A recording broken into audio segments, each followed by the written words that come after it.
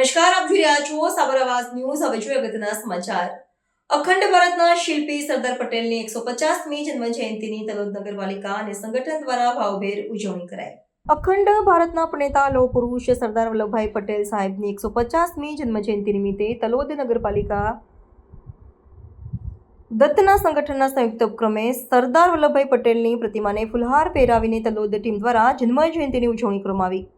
જેમાં નગરપાલિકા પ્રમુખ રમીલાબેન ચાવડા, સંગઠન મહામંત્રી નરેન્દ્રસિંહ ઝાલા, અમિતભાઈ ચૌધરી, પૂર્વ નગરપાલિકા પ્રમુખ પ્રોફેસર રંગુસિંહ સોલંકી, પૂર્વ શહેર પ્રમુખ દામોદરભાઈ પટેલ, મહિલા પ્રમુખ રચના ગાંધી, કોર્પોરેટર લીનાબેન વ્યાસ, કોર્પોરેટર વસુબેન સોલંકી, પૂર્વ શહેર પ્રમુખ ઉપેન્દ્રભાઈ ગજર, વિનુભાઈ મિસ્ત્રી, ગુણવંતસિંહ સોલંકી, દિલીપભાઈ ધાનેક, રાધાબેન પ્રજાપતિ, રમીલાબેન બારોડ, દક્ષાબેન પ્રજાપતિ, કલ્પનાબેન શાહ અને કોર્પોરેટરો તથા સંગઠનના હોદ્દેદારો હાજર હતા. રિપોર્ટર મિનેશ વ્યાસ, સાબર આવાજ ન્યૂઝ, તલોદ.